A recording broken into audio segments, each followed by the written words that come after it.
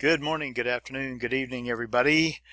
This is day 5 in our free Facebook Leads program, and today we're going to talk about social expansion. Now, what the heck does that mean? That's not a common term, right? Well, basically, social expansion is a way to leverage your work so that you can get more leads and more sales. Make sense, right? So let's learn how to use that leverage. First of all, your story that you wrote back in step 3, I believe it was, you're going to add your call to action in that from step 4, and then you're going to post your story, and we'll talk about where in a minute. But your story is going to have the call to action at the end to type info for more info on the subject, or go to my website for more info, or click the link to watch the video, or something like that, a call to action, right?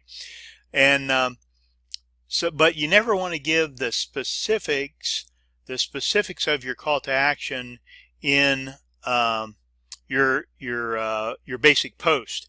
And what I mean by that is, don't give out your website address or your lead capture page or the link to your free download or any of that kind of stuff. Make readers interact with you so that you know that they're interested, and then provide the link to the download, the lead capture page, whatever it is, in a separate format. Like if you're posting your story on Facebook, on your Facebook wall, and they type info like you told them to, then send them a private Facebook message on Facebook to go to your lead capture page, go to your download, whatever your CTA is.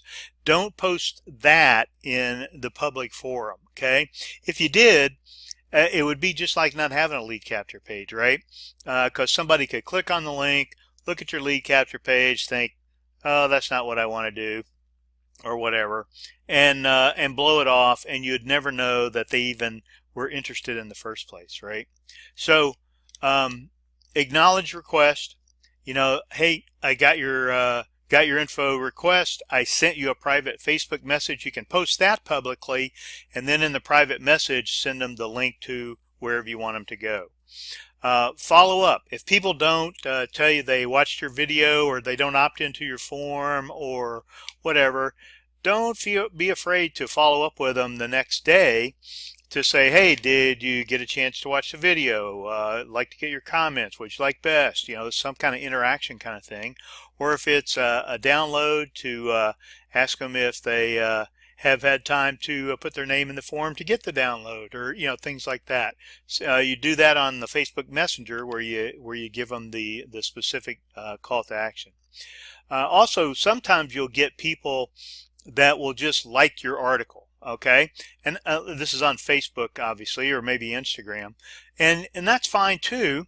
And the way you use those, though, is you can reply to those likes by just posting a comment below your own article that says, hey, Sally, thanks for the like, quote unquote, on my story, exclamation point, or something like that. It doesn't have to be a lot, but what it does is it generates more activity for your post, and the more activity you have, the more weight your post will get in importance for Facebook, and the more readership or views you'll get from people that might not have seen your post in a while. Okay, again, use graphics if you can.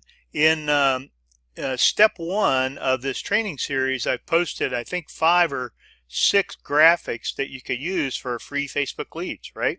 I made those for myself, but if you want to post free Facebook leads and teach people how to do that, that's fine. You can use those graphics, or you can go use them as a template to make your own for either free Facebook leads or whatever you're promoting, okay?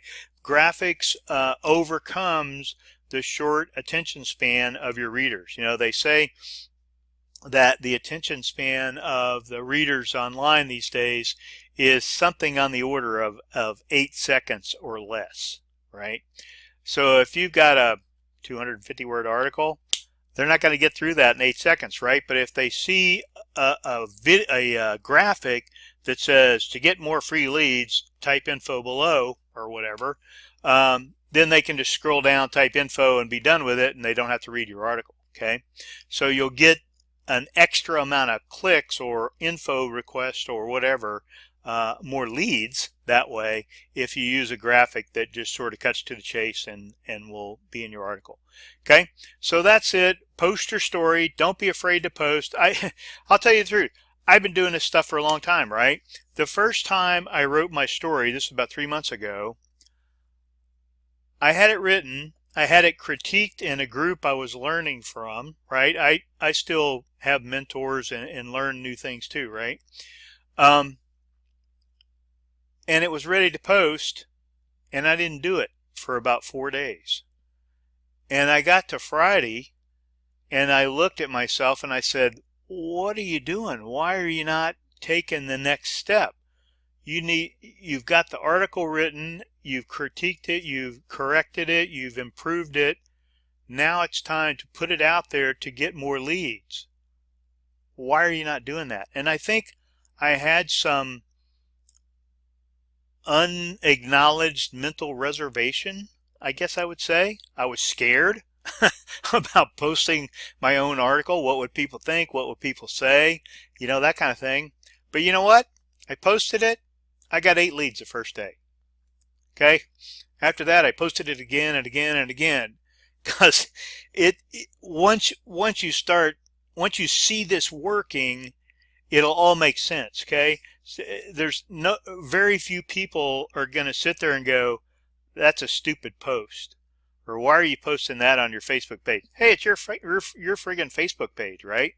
You know, you don't have to have naysayers on your Facebook page. Just get rid of them, unfriend them, unfollow them, whatever you're doing, right? But I tell you that story because, you know, I may seem like I come across pretty confident, but I haven't always been this confident. Okay, you have to suck it up and go do it to get over that fear of the initial 1 or 2 times. Okay, so get your story out there, and you'll start getting leads from it. Now, where to publish your story? This was a similar slide to one I had on a previous training. Videos, blog posts, articles, graphics, Facebook posts, Instagram posts, Twitter posts, etc. And again, force the interaction.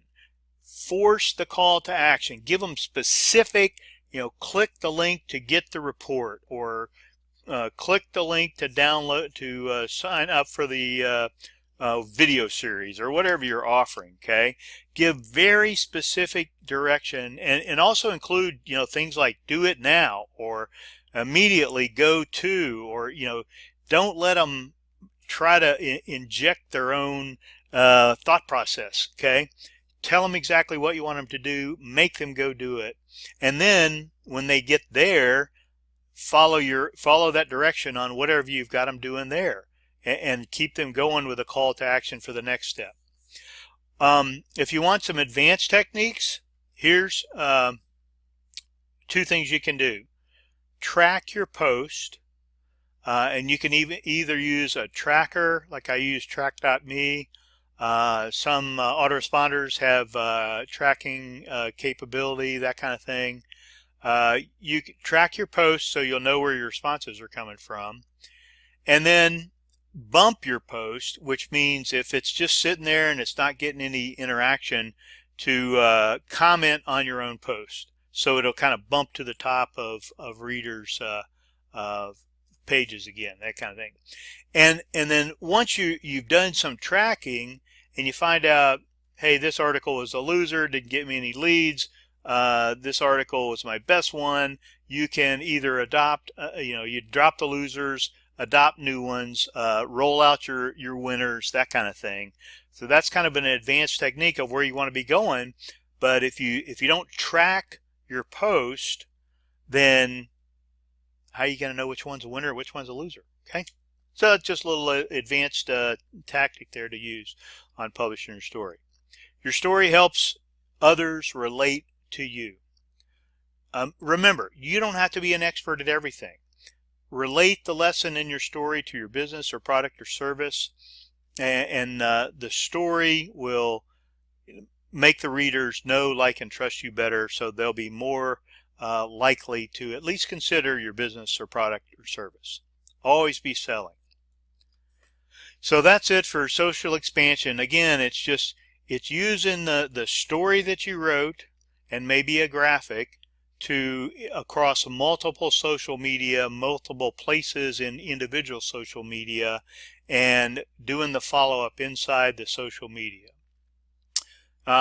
Only got 2 things left here in the 7-day series. One, tomorrow will be your other story. I still not going to tell you exactly what that is, but you'll really like it because it's a lot easier than number 3, your personal story. Your other story is a lot easier to write, okay, and use.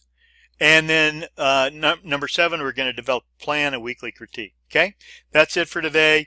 While you're here, comment down on the bottom right. I'm sorry, subscribe on the bottom right to the channel here at YouTube if you hadn't already done so, so you can be immediately notified of new training videos. And then also give me a big thumbs up. Hit that button hard if you like the video, if you think it's helpful. And if you got any comments or questions, or hey Fred, you didn't cover something, or I didn't understand what you're talking about, write a comment down below and I'll get notified. I'll reply to your comment and we'll get it straightened out. Maybe I'll correct the video or put up another one to address things I didn't think of. Okay, that's about it for now. Thanks for watching and have a great day.